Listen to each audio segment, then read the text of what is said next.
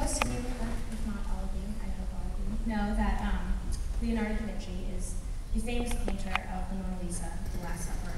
He was the inspiration for Dan Brown's The Da Vinci Code, which was a big hit a few years ago. But he was many other things as well. He was an inventor, incredible inventor. He invented the flying machine, the helicopter, the parachute, the extendable ladder, which we still use for firefighting and everything. The 3-speed gear shift, the bicycle, the adjustable monkey wrench, the snorkel, the revolving stage, the automated musical instruments, and the idea of automation in general. He also was a military engineer. He invented the armored tank, the machine gun, the submarine, and 2 more fun facts. 200 years before Newton, he said that every weight tends to fall toward the center of the Earth by the shortest possible way, so he sort of predated the idea of gravity. And 400 years before Darwin, he said that man does not vary from the animals except in what is accidental. So he sort of also predated the idea of natural selection and evolution.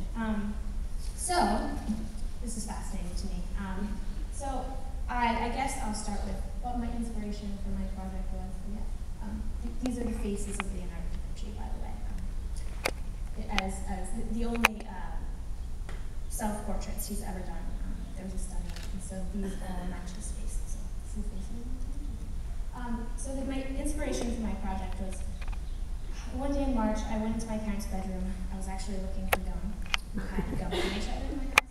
And I found this book on my father's bedside table, How to Think Like Leonardo da Vinci, by Michael Gelb, 7 Steps to Genius Every Day. And I have not read a book for leisure since the 7th Harry Potter book. So it was a big deal that this book caught my attention.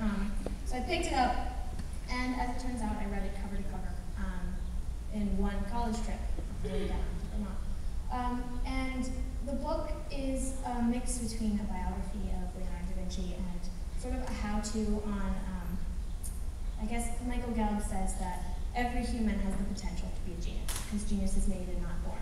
So my project is not to become a genius, but I was very inspired by this book, which is split into 7 different principles that Gelb says, made Da Vinci the genius that he is. So there's curiositas, which means an insatiably curious approach to life and unrelenting quest for knowledge. There's dimostrazione, which is a commitment to test knowledge through practical application and a willingness to learn from mistakes. There's corporalita, which is the cultivation of grace and dexterity, fitness of boys. Sensazione, which is the continual refinement of the senses, especially sight, as a means to enliven experience. There's the balance of art and scienza, which is the development of the balance between science and art, logic and imagination, and brain thinking. Sfumato, which is actually a painting technique, but it's also a principle in this book, which means literally going up in smoke in Italian. So a willingness to embrace ambiguity and paradox and uncertainty. And connessione, the final one, which is a recognition of an appreciation for the interconnectedness of all things and phenomena, systems thinking. So this book, I just automatically knew, because I have so many interests. I've been struggling with the idea of my senior project since freshman year. I've been looking forward to it, but I had no idea what else I was going to do. Will I do photography? Will I do, I was toying with the idea of writing a musical, but obviously I didn't do that. So I guess I really connected with Da Vinci because, well, in the introduction, I didn't actually know this until the introduction of the book, but Verrocchio's The David, which I took art history this year, actually Leonardo posed for it. I didn't know that. So this is what Leonardo looked like as a 15-year-old boy. He was an aspiring artist, among other things, and he was frustrated and directionless. And hey, so am I. So I figured that, I would combine all of my interests and hopefully make sense of them and try and tap into my potential, because Michael Gelb says maybe I can become a genius. So I started with this idea of creating the space. So in the book, there's every single chapter, or every single principle is accompanied by different, practical application things. So like, go into your room and sit and meditate for X amount of time, and then you will be a genius. And sort of things like that, very oversimplified. So I realized that this book, The How to Think Like Leonardo da Vinci, was just sort of the inspiration. And sort of the ideas that were in the book, I couldn't work my way through every single exercise, but that didn't seem like fruitful at all. So I realized that, actually, I think Mr. Dewey read this quote to me in class once, and I don't know who said it, but it stuck with me. The inspiration is what gets you to the page, and that's where it leaves you. So this book that I read was the inspiration for my project, but it left me when the project actually started because I didn't know what I was going to do. So I decided to, I don't know, do the obvious thing and create my own space first, because you need space to think like a genius, right? So I made this, I don't know, one of the most important things that I was going to do. And I had this attic room in my house that was a complete mess. So this is the beginning of the project. And I wanted to create my own studio. So this was the first week, the beginning of the first week. And about a week and a half later, oh, that's the size, this is our crap storage room. This is what I ended up doing with it.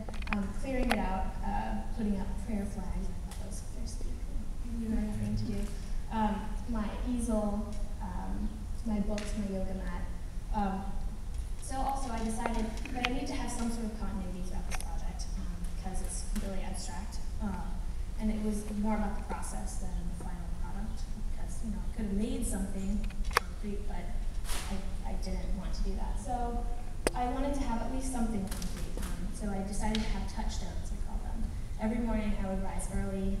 I would sit and meditate for a little bit, which was incredibly hard. I found myself being like, how long do I have left? But then I would write how I was feeling physically, if I had any thoughts, any dreams, anything interesting. The journal entries got increasingly shorter as the time went on. I had less and less to say. But I tried to do that as often as I could every day before I would start working on my room or reading books. So that's my space. So another big thing that I wanted to focus on, the book stresses, this is part of the corporalita, which is the ambidexterity thing, and also the balance of art and science. I wanted to develop my left hand, and I'm a right-handed person. So Leonardo was a left-handed person, which means he used his right brain, which is basically the big picture thinking, the artistic, creative side. And so most of us, I would say, are right-handed, which means we're very like, okay, we need to compartmentalize everything. This is very logical, blah, blah, blah. So I guess that's how I am. So I wanted to practice being left-handed, and I will become ambidextrous. So in the book, there's a random where it says, balance the body, balance the brain, the future lies with the ambidextrous human. So I decided to do a series of self-portraits in the medium that Da Vinci did his famous self-portraits in, which is Conti crayon, which is like, I guess, earth-toned charcoal. So these were my first tries. At first I had no patience for it because I didn't use my left hand ever, and I spent only 10 minutes on these left-handed portraits. And as I went, I continued to make myself, this one's a little funky, this one. But every day I would try and do another one and spend more and more time on it, and just try and force myself to capture as much of myself as I could with my left hand. And so, it goes this way. What am I doing? Okay.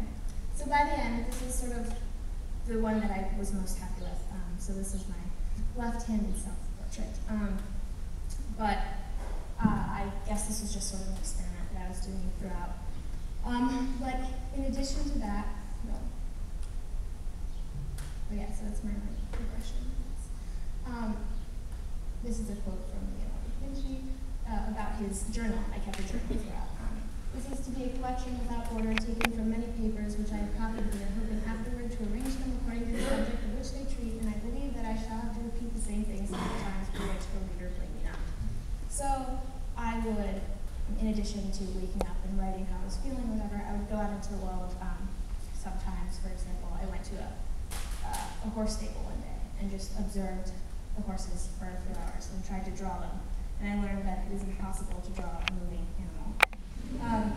But I just, I practiced mirror writing a lot, and a lot of the things that I wrote in my journal were very like, oh, write 100 questions, question yourself, so the top 100 things that you want to know about yourself. So a lot of it became like a diary type thing. I've never had the patience to keep a diary. So these are just a few examples of the things that I did in my notebook. And throughout, I was keeping a blog, so I was, blogging about my progress. So I guess this was sort of what I've realized. I mean, I've always sort of known this, but I wanted to do something that incorporated all my interests anyway. But I realized, interestingly enough, that Da Vinci realized this later on in his life. This is later on in the project that I realized this. But like a kingdom divided, which rushes to its doom, the mind that engages in subjects of too great variety becomes confused and weakened. So I think at times I became confused and weakened because I didn't have enough direction and enough of a specific thing that I was doing. So, I'm going to continue blogging and leading a Da Vincian lifestyle. It's really trying to change my life in 3 weeks was very ambitious and deeply failure. So I'm continuing to do this. It's a lifelong process. I'm so inspired by Da Vinci, and hopefully you are too. I recommend reading it, How to Think Like Leonardo da Vinci. It's very relatable and interesting. So if anybody is interested in reading my blog, it's very topical. Which means truthandbeauty.wordpress.com, and I will be continuing to blog throughout the summer and maybe next year also, hopefully. So thank you.